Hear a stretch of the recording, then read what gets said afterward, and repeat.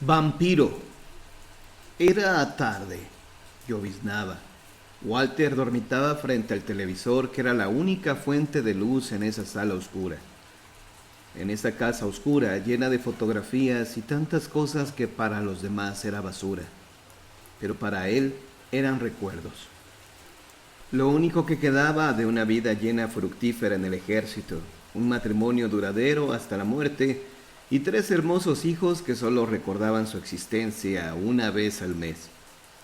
En el muro que era su televisor se proyectaba un infomercial que anunciaba un localizador capaz de mandar una señal aún afuera del planeta para poder ser encontrado.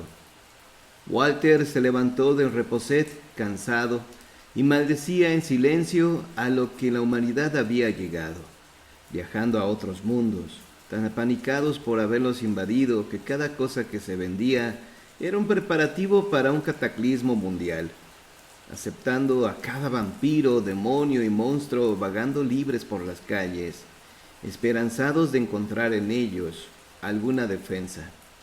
Walter, a los ojos de los demás, era un anciano, inmerso en un pasado que hacía tanto había pasado, donde solo el hecho de que dos personas del mismo sexo compartieran un lecho era un escándalo. Mucho menos pensar en humanos y monstruos como pareja.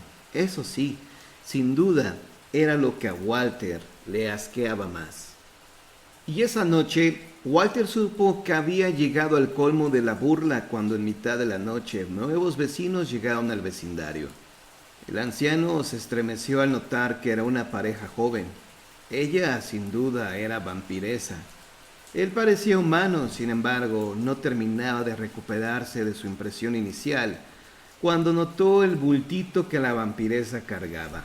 ¿Era un bebé?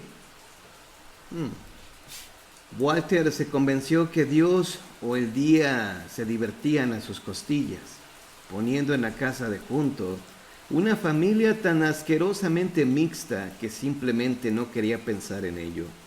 Pero sí pensaba. Pensaba cada noche que pasaba en vela, escuchando su rutina nocturna que de lejos parecería la de cualquier familia, pero esa no era cualquier familia. La quietud de la noche y algunos juguetitos que nunca devolvió al ejército le permitieron confirmar lo que ya sospechaba, que ella era vampiresa y él humano y su hijo un vampiro. Sin ellos saberlo o quererlo, Walter se convirtió en un miembro más de su familia, a distancia. Se había adaptado a sus horarios de sueño, se enteraba cuando los visitaban, incluso sabía sus cumpleaños, y hasta tomó parte en el anuncio de que la pareja asquerosamente mezclada esperaba otra vez un bebé. Walter comenzó a cuidar de sí, tomaba sus medicamentos, adormilado, iba a sus revisiones médicas. Parecía que incluso, habiendo pasado 10 años merodeando en una vida ajena, para él había sido apenas un parpadeo. Walter nunca supo realmente para qué o con qué fin les espiaba. En el fondo sabía que no podía hacer mucho contra los vampiros, pero contra los humanos, pues el segundo hijo en la familia resultó ser una humana, igual que su padre, con las mismas debilidades. Como un sueño, así recordaba Walter aquella madrugada lluviosa en que sacó fuerzas de Dios sabe dónde e incendió esa casa que había sido refugio de esos engendros tanto tiempo y que finalmente veía arder. Le indignó notar que los vecinos se acercaban a ofrecer ayuda, mas un placer insano pronto sustituyó esa sensación al ver que a madre e hijo salir de entre las llamas con los fiambres del padre y la hija. Por primera vez en años, Walter sonrió. Ahora sabían lo que pasaba al engañar al humano, vendiéndole una existencia que solo es para los condenados. En la multitud Walter lo vio acercarse. Ya lo había visto antes. Era el padre de la vampiresa, al parecer orgulloso de la elección de estilo de vida de su hija, quien ahora lloraba desconsolada. Mas en un parpadeo, el vampiro miró fijamente hacia la ventana de Walter. Le parecía que lo miraba a él, pero no podía ser.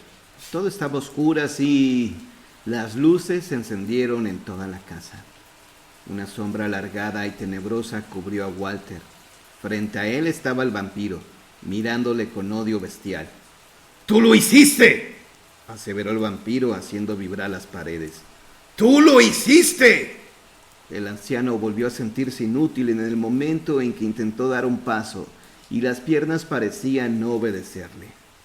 ¿Por qué?, se acercó al vampiro mostrando sus colmillos en un gesto de dolor.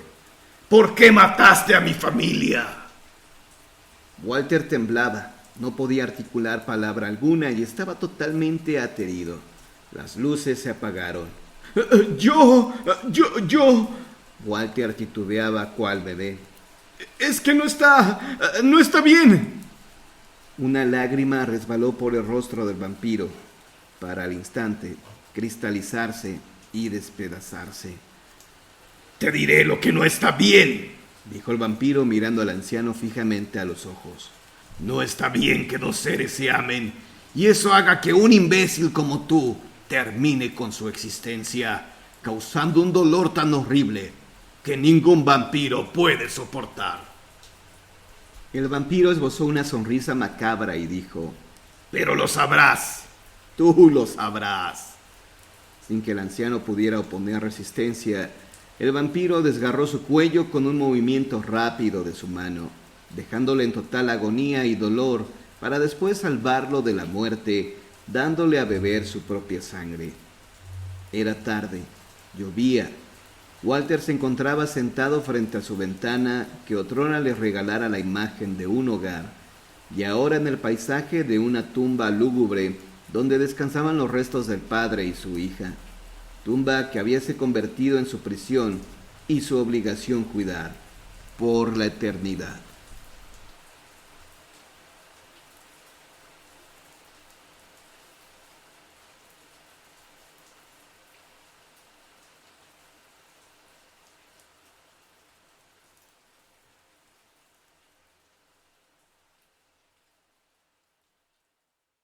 Historias reales de vampiros. Cualquier persona que viva donde haya películas y televisión debe de saber lo que es un vampiro.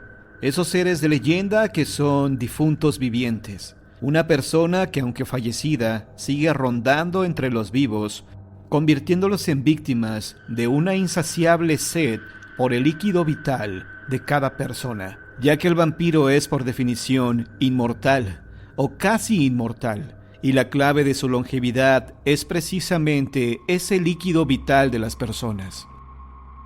En general, el vampiro ataca a su presa de noche, cuando la persona duerme. Al amanecer, la persona se sentirá débil y confusa, y tendrá en el cuello 2 pequeñas heridas, por las cuales el difunto viviente le habrá extraído el líquido vital. Inevitablemente, la víctima fallecerá. Pero también hay casos en los que se une a las filas de los fallecidos vivientes. Según las leyendas, esto ocurre cuando la misma víctima bebe a su vez algo de la sangre del vampiro que la atacó. El territorio vampírico por excelencia es Europa Oriental, y en especial Transilvania, hogar del célebre Drácula. Ahí pueden convertirse en murciélagos o lobos, y realmente hay pocas armas que sirven contra ellos. Pocas maneras de detectarlos y vencerlos. Se cuenta que un espejo revela su presencia, porque el vampiro jamás se refleja en uno. También se dice que no soportan la luz del día, la vista de un crucifijo o la presencia y el aroma del ajo. También se cuenta que un vampiro no puede cruzar una corriente de agua. ¿Y cómo se le hace para destruir a un vampiro? Se requiere de una estaca de madera en el corazón, de una espada o bala de plata atravesada también en el órgano vital, o quemarlo vivo. Por lo menos las leyendas cuentan que así se procedía en Rumania, por ejemplo, y aunque con variaciones en cuanto a sus características y a la manera en que se eliminan, los vampiros han surgido en otros países, y se dice que en la región meridional del estado de Rhode Island en Estados Unidos es donde se han reportado más incidentes relacionados con vampiros, fuera de Transilvania. Eso haría de Rhode Island no solo el estado más pequeño de la Unión Americana, sino también el más tenebroso. Se cuenta que el vampirismo aparece en Rhode Island a principios del siglo XVIII en el rancho de un próspero granjero de apellido Stukeley, quien llegó a tener 14 hijos. Su vida transcurría en paz hasta que comenzó a padecer una pesadilla recurrente en la cual, al pasear entre su huerto, veía cómo de pronto sus árboles frutales comenzaban a marchitarse ante sus ojos. Poco después de que comenzaron las pesadillas, su hija mayor, Sarah, enfermó y falleció. Se dice que de tuberculosis. En los meses siguientes fallecieron más hijos suyos, hasta que Stukeley decidió que el huerto de sus sueños no era sino su propia familia. Uno tras otro, después de Sarah, fallecieron 5 de sus hijos, y todos fueron enterrados en el cementerio del pueblo de Exeter.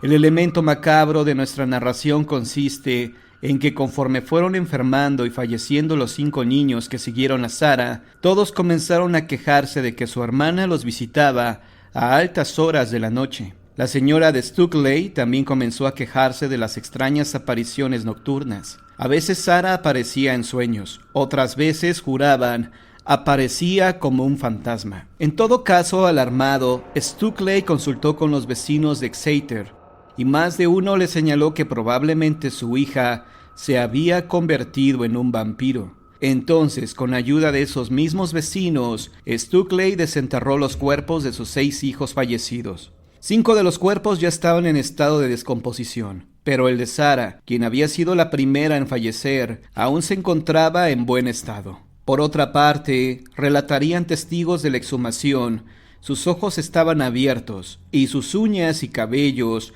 habían crecido. Y lo más increíble, había sangre aparentemente fresca en sus venas y arterias. Stukeley ya no tuvo dudas. Algún vampiro había poseído a Sarah, y ella se había vuelto fantasma y vampiro a la vez. Y haciendo acopio de fuerzas e invocando ayuda divina, el horrorizado granjero extirpó el corazón de su hija, lo colocó sobre una roca cercana y lo quemó hasta que quedó convertido en cenizas. Poco después falleció un 7º hijo, pero en adelante el resto de la familia Stukeley gozó de buena salud. ¿Fue acaso tuberculosis el mal que se abatió sobre aquellos granjeros? ¿Fue un caso auténtico de vampirismo? En todo caso, la leyenda de los Stukeley es solo la primera de las muchas que hay en el pequeño estado de Rhode Island. En el siglo siguiente, en la década de 1890, tuvo lugar otro caso que involucró también a una numerosa familia, esta vez de apellido Brown. De nuevo, algún médico podría señalar que se trató de una epidemia de tuberculosis, enfermedad que aún no estaba bien definida por la ciencia médica y contra la cual no había realmente remedio.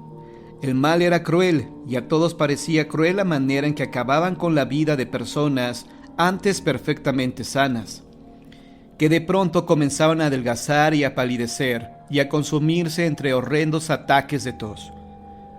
Así falleció Mary, la esposa de George Brown, y así falleció también Mary Olive, la hija mayor, 6 meses después.